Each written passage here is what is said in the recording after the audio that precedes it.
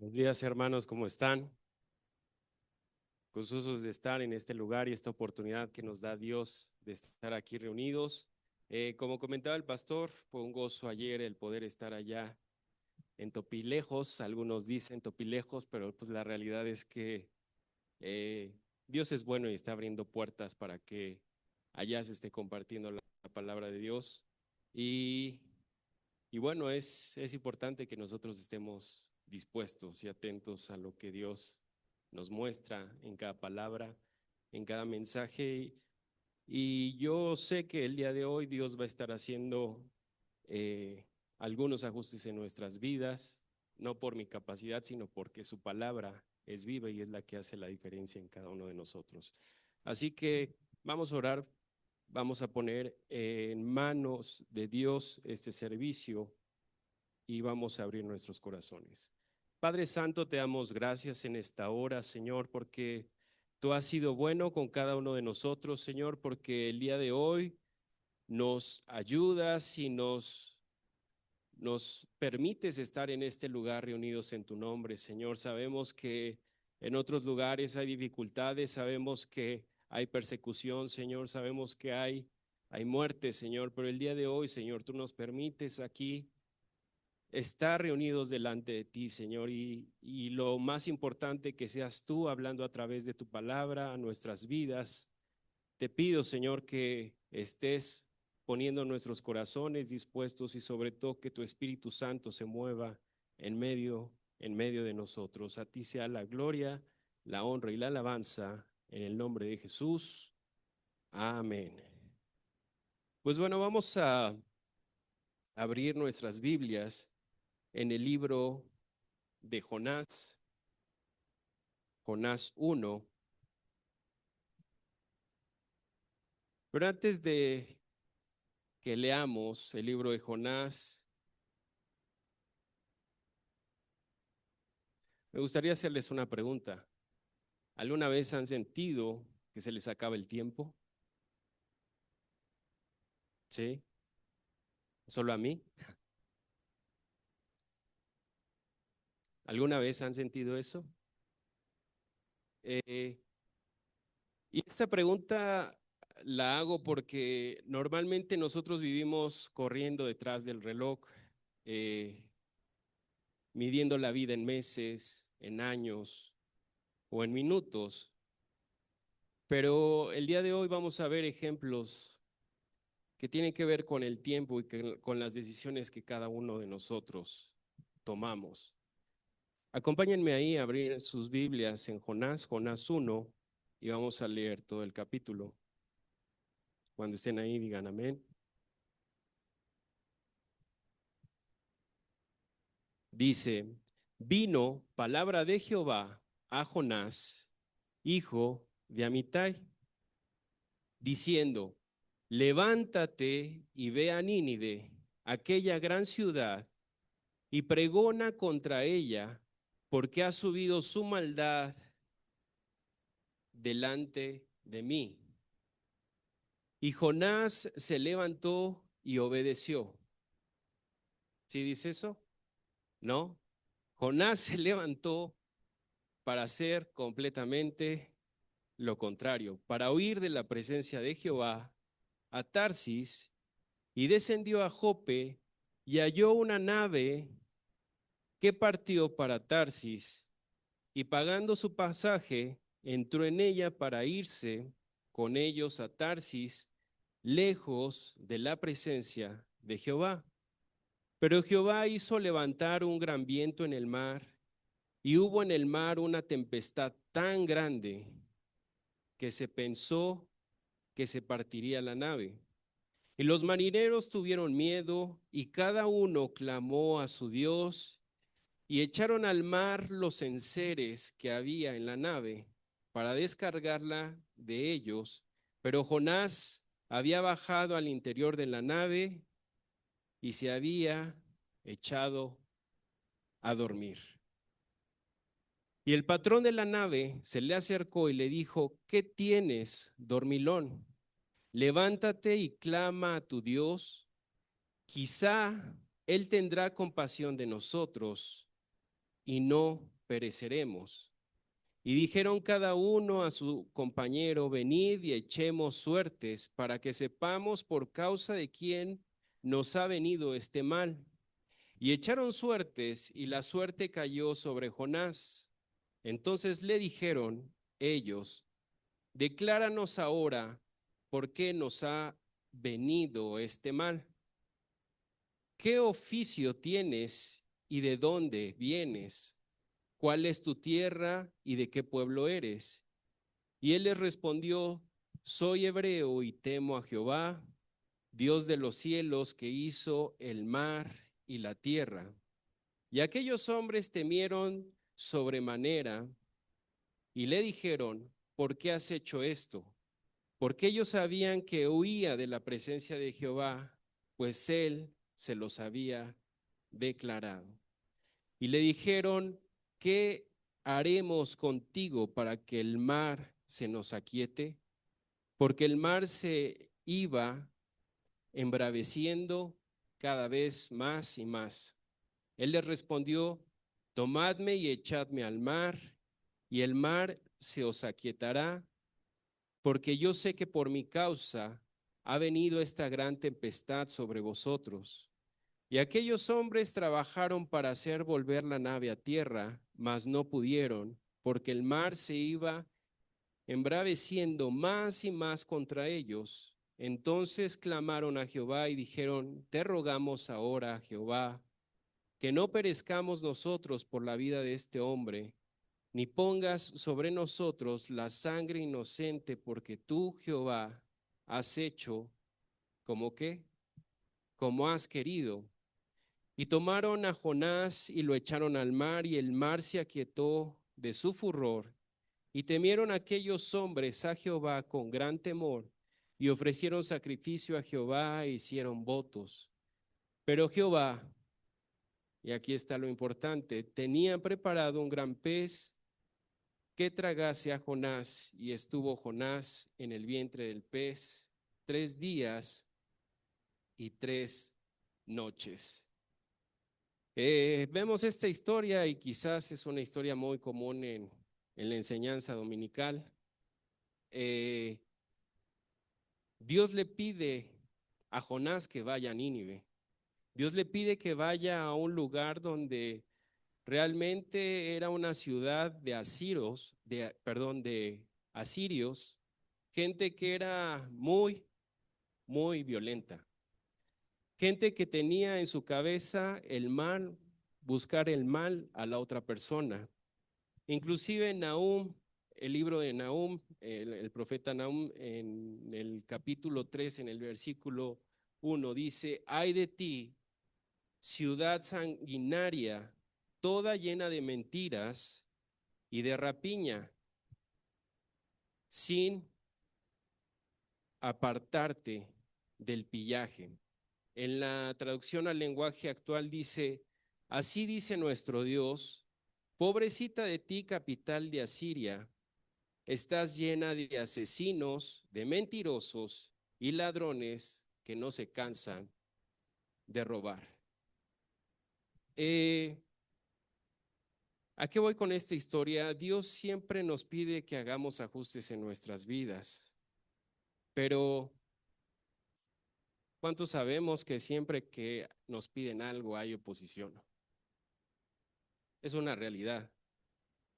¿A quién le gusta honestamente recibir órdenes? Levante su mano.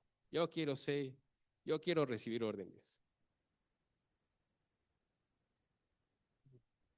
Si yo levanto la mano, soy un mentiroso. Es la realidad. Eh, pero por eso necesitamos más de Dios para ser guiados, moldeados y podamos responder a lo que Él nos está llamando. Eh, Jonás era un profeta. Jonás, llamado a compartir en Nínive, a un lugar lleno de violencia, lleno de todo esto que estamos leyendo, de asesinos, de ladrones. Jonás tenía pánico de lo que había que hacer y a veces es incomprensible lo que Dios nos pide hacer. ¿Les ha pasado alguna vez de por qué Dios me pide que haga esto? ¿Les ha pasado? Jonás se levantó para huir a Tarsis. Y yo creo que cada uno de nosotros tenemos un lugar similar a Tarsis. Cada uno de nosotros tenemos un lugar en donde nos sentimos cómodos y preferimos estar ahí y no ser obedientes a lo que Dios nos está hablando. ¿Qué es lo que podemos reforzar de esta escritura? Es la soberanía absoluta de Dios. Dios fue el que hizo que se levantara el viento, que se desatara la tormenta y que se preparara ese gran pez para que devorara a Jonás. Absolutamente toda la creación atiende a la voz del Creador. El problema es que hay una excepción, el hombre. El corazón del hombre es el que no obedece. Eh, Notemos la dirección espiritual de Jonás que fue tomando durante esta escritura que leímos. Para huir, Jonás descendió, ¿a dónde? A Jope. Descendió ¿a dónde? Al interior del barco y terminó descendiendo al fondo del mar. ¿Qué podemos identificar ahí? Huir de Dios siempre nos va a costar un pasaje. Siempre va a haber algo que nosotros vamos a tener que pagar y siempre nos va a llevar hacia lo más profundo, nos va a llevar hacia abajo. El pecado siempre es costoso y siempre va a cuesta abajo. La obediencia puede ser difícil, pero es lo único que nos ayuda a mantenernos en el propósito de Dios. ¿Qué vemos aquí? Jonás huyó, Jonás perdió su paz, perdió su misión ministerial y se convirtió literal en un lastre para la gente a su alrededor. ¿Cuántos se están identificando con Jonás? ¿O cuántos hemos pasado como Jonás? Muchas veces Dios tiene que perturbar nuestra comodidad terrenal para poder llevarnos a ese propósito eterno. Rápidamente les voy a leer un versículo. Salmo 115:3 dice: nuestro Dios está en los cielos, todo lo que quiso ha hecho. Y esto que entendemos que esto habla de la soberanía absoluta de nuestro Dios. Nuestro Dios está en los cielos, todo lo que quiso ha hecho. Amén. ¿Cuántos dicen amén a esto? Esto quiere decir que las cosas que suceden no pasan desapercibidas delante de nuestro Dios. Y ahora vamos a leer el capítulo 2, igual de Jonás,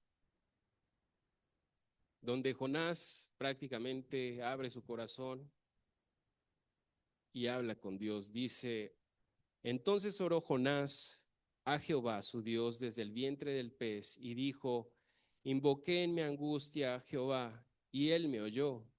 Desde el seno del Seol clamé y mi voz oíste. Me echaste a lo profundo en medio de los mares y me rodeó la corriente. Todas tus ondas y tus olas pasaron sobre mí. Entonces dije: desechado soy de delante de tus ojos, mas aún veré tu santo templo. Las aguas me rodearon hasta el alma. Rodeo, ro, rodeóme el abismo, el alga se enredó a mi cabeza, descendió a los cimientos de los montes, la tierra echó sus cerrojos sobre mí para siempre. Mas tú sacaste mi alma de la sepultura, oh Jehová, Dios mío. Cuando mi alma desfallecía en mí, me acordé de Jehová y mi oración llegó hasta ti en tu santo templo. Los que siguen vanidades ilusorias, su misericordia abandonan. Mas yo con voz de alabanza te ofreceré sacrificios, pagaré lo que prometí. La salvación es ¿de quién? De Jehová. Y mandó Jehová al pez y vomitó a Jonás en tierra. Eh, Aquí vemos la gracia de Dios vestida de un gran pez. Solamente ver al gran pez como la peor de los castigos, solemos pensar este gran pez como un gran castigo, pero la realidad es que fue la gracia de Dios vestida de ese monstruo marino para salvar la vida de Jonás de ahogarse. El pez no fue su tumba, fue esa manera en la que Jonás pudo transformarse y entender lo que Dios le estaba pidiendo. Eh, y aquí tenemos que entender que hubo un quiebre de su ego, de Jonás. Jonás estaba en la comodidad de la barca, Jonás dormía, pero en la oscuridad del pez fue completamente lo contrario. Jonás oró. Así se quiebra su orgullo, se agota su fuerza humana y solo queda ese clamor sincero hacia Dios. El vientre del pez es el altar donde muere su agenda, donde mueren sus planes y donde resucita ese llamado que Dios le había dado a él para hacer lo que Dios le había dicho.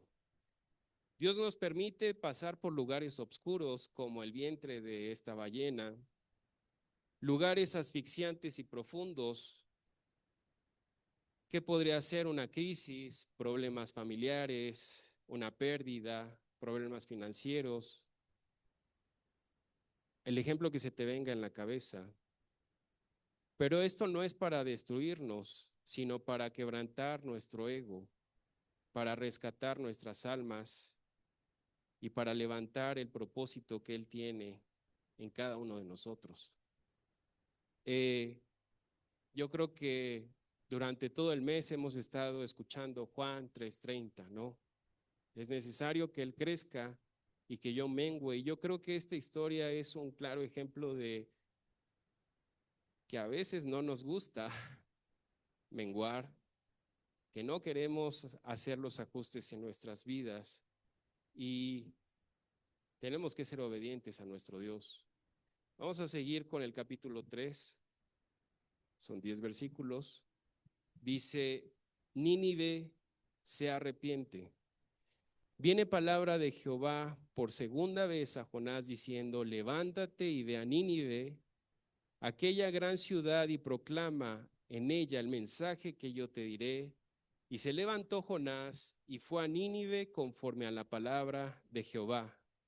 Y era Nínive ciudad grande en extremo, a 3 días de camino. Y comenzó Jonás a entrar por la ciudad, caminó de un día y predicaba diciendo, de aquí a 40 días Nínive será destruida. Y los hombres de Nínive creyeron a Dios y proclamaron ayuno y se vistieron de cilicio desde el mayor hasta el menor de ellos. Y llegó la noticia hasta el rey de Nínive y se levantó de su silla, se despojó de su vestido y se cubrió de cilicio y se sentó sobre ceniza. E hizo proclamar y anunciar en Nínive por mandato del rey de sus grandes, diciendo, hombres y animales, bueyes y ovejas, no gusten cosa alguna, no se les dé alimento, ni beban agua, sino cúbranse de cilicio hombres y animales, y llamen a Dios fuertemente, y conviértanse cada uno de su mal camino, de la rapiña que hay en sus manos. ¿Quién sabe si volverá y se arrepentirá Dios y se apartará del ardor de su ira y no pereceremos. Y vio Dios lo que hicieron, que se convirtieron de su mal camino y se arrepintió del mal que había dicho que les haría y no lo hizo. Como decíamos, Nínive era una capital del imperio asirio, famosa en su crueldad extrema, en su violencia, en su sadismo contra sus enemigos, como leíamos previamente en Nahum 3:1. Y humanamente, ¿qué merecía Nínive? No merecían realmente nada, pero Dios les puso un cronómetro de 40 días. El gran contraste que podemos ver es que Nínive escucha un sermón cortísimo, de apenas 8 palabras en hebreo, y reaccionan de inmediato. Imagínense eso, simplemente el salir a la calle, evangelizar y decir eso, que la gente entienda eso y que sus rodillas lleguen al piso y clamen a Dios. Leíamos que hasta los animales les tocó ayuno, ¿no? Desde el rey hasta los animales se vistieron de cilicio y se arrepintieron. En contraste, Jonás, que conocía toda la teología y recitaba salmos, seguía con el corazón endurecido. Nínive representa la humanidad pecadora, pero también nos advierte que se puede tener una sana doctrina, conocimientos, pero también un corazón completamente equivocado. Nínive reaccionó a ese cronómetro de 40 días. Nínive reaccionó al cronómetro de la gracia de Dios, pero nosotros podemos ignorar el llamado y la misericordia que Dios tiene para nuestras vidas. Les voy a leer 2 citas para avanzar en el tiempo, ¿no? Nada más anótelas ahí. Éxodo 34:6 dice: Jehová fuerte, misericordioso y piadoso, tardo para la ira y grande en misericordia y en verdad. Y esto que estamos leyendo es un claro ejemplo de la misericordia que Dios tiene para las personas. La otra escritura es segunda de Pedro 3:9 y dice: el Señor es paciente con nosotros, no queriendo que ninguno perezca. El Señor fue paciente también con Nínive, les dio esa oportunidad a pesar de que al principio su decisión era destruirlos. Ellos voltearon sus ojos a Dios y su destino fue diferente. Por último, vamos a leer el último capítulo de Jonás. Dice: pero Jonás se apesumbró en extremo. ¿Y qué pasó? Se enojó. ¿Alguien se identifica ahí? Y oró a Jehová y dijo: ahora, oh Jehová, ¿no es esto lo que yo decía estando aún en mi tierra?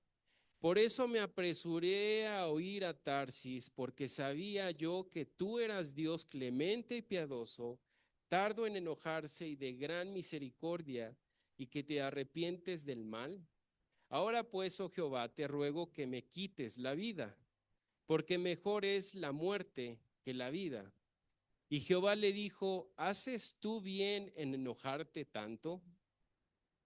Pregunta de Dios hacia nosotros. ¿Hacemos bien en enojarnos tanto? Yo honestamente me considero enojón. Quizás me pueden ver y pueden decir: ah, no, pues no, se ve tranquilo, pero sí soy muy enojón, tristemente. Y si no, pregúntenle a mi esposa y a mi hijo. No les va a decir mucho porque todavía no habla tanto, pero soy enojón. Sigamos. Y salió Jonás de la ciudad y acampó hacia el oriente de la ciudad, y se hizo allí una enramada y se sentó debajo de ella a la sombra hasta ver qué acontecería en la ciudad. Y preparó Jehová Dios una calabacera, la cual creció sobre Jonás para que hiciese sombra sobre su cabeza y le librase de su malestar. Jonás se alegró grandemente por la calabacera. Pero al venir el alma del día siguiente, Dios preparó, ¿quién fue? Dios preparó un gusano, el cual hirió la calabacera y se secó. Y aconteció que al salir el sol, preparó Dios un recio viento solano, y el sol hirió a Jonás en la cabeza, y se desmayaba y deseaba la muerte, diciendo, mejor sería para mí la muerte que la vida. Entonces dijo Dios a Jonás, ¿tanto te enojas por la calabacera? Y él respondió, mucho me enojo hasta la muerte. O sea, berrinche, un berrinche. ¿Cuántos también se identifican con ese berrinche? Y dijo Jehová, tuviste tú lástima de la calabacera en la cual no trabajaste, ni tú la hiciste crecer, que en espacio de una noche nació y en espacio de otra noche pereció. Y no tendré yo piedad de Nínive, aquella gran ciudad, donde hay más de 120,000 personas que no saben discernir entre su mano derecha ni su mano izquierda, y muchos animales. Eh, Dios en este punto vuelve a activar la naturaleza para darle una lección objetiva a este profeta llamado Jonás.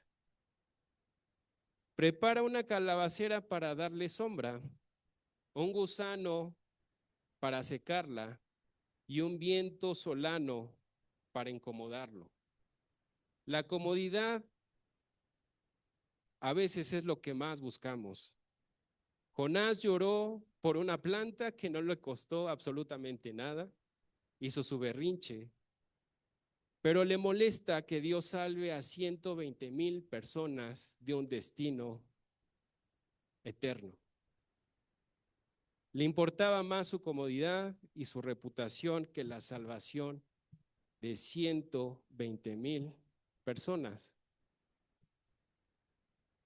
Si estamos ubicando la situación que cada uno de nosotros podemos tener versus al llamado de Dios, a veces no queremos hacer lo que Dios nos pide hacer y no sabemos cuántas personas van a ser salvadas a través de la obediencia de cada uno de nosotros.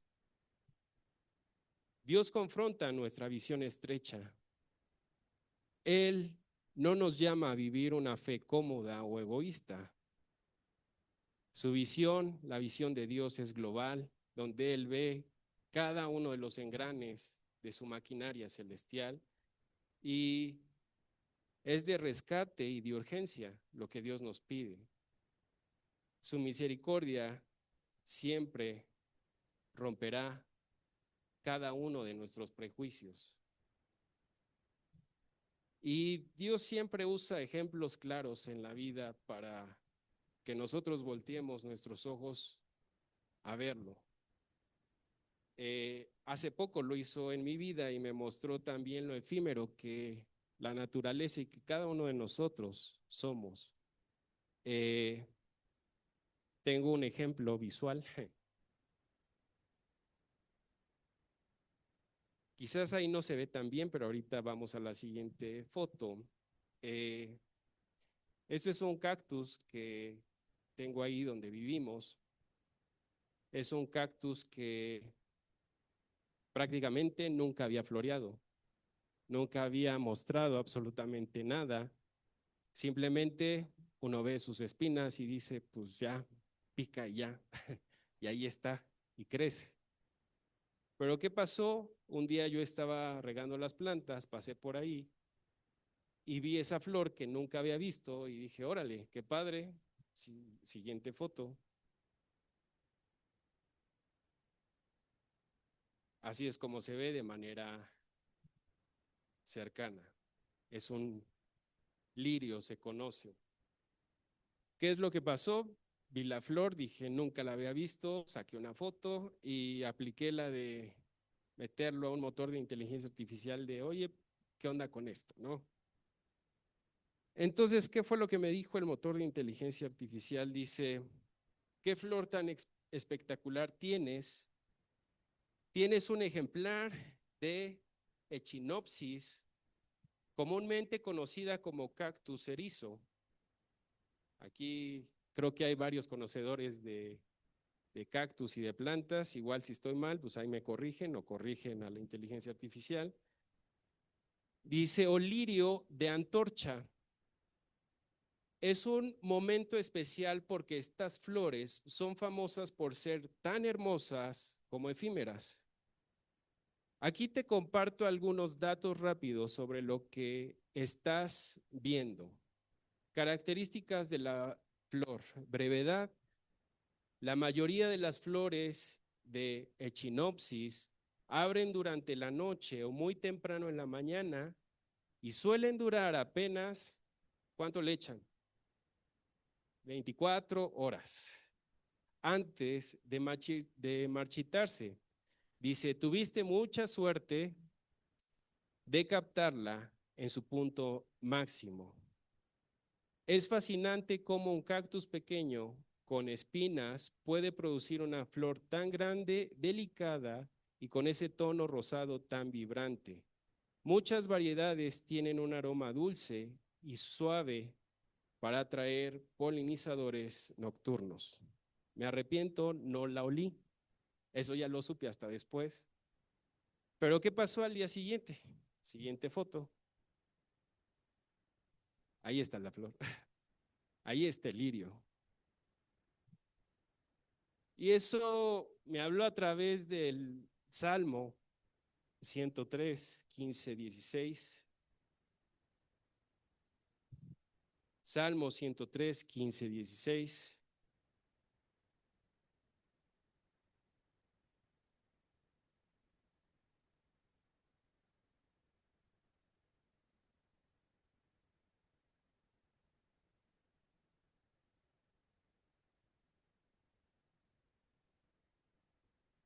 El hombre es como la hierba, son sus días. Florece como la flor del campo,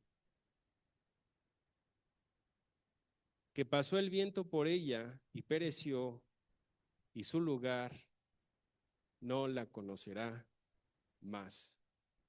Eh, a lo largo de la historia de Jonás, vimos cómo Dios usó elementos de la naturaleza para dar un mensaje. Un gran viento, un pez, una calabacera, un gusano. Dios sigue usando su creación hoy en día para hablarnos al corazón. Y a mí recientemente Dios me habló a través de esa flor de cactus. Efímera, pasajera, fugaz, de corta duración, desaparece pronto. Un cactus puede pasar meses o años en silencio, bajo el sol, acumulando fuerza de manera imperceptible. Pero llega un día donde brota esa flor llena de vida. Sin embargo, esa flor tiene una particularidad, su vida apenas es de 24 horas. Es una ráfaga de belleza, de momento, que se entrega por completo, pero luego se marchita. Esa flor es una parábola viva para nosotros el día de hoy. No sabemos si Dios nos va a dar 40 días como a Nínive para reaccionar o si nuestras vidas como esa flor de 24 horas. Lo único que tenemos seguro es el diseño de nuestro Creador y el momento presente. Hoy estamos aquí, hoy es el día de obedecer, hoy es el día de rendirnos, de florecer y entregarle todo a nuestro Dios.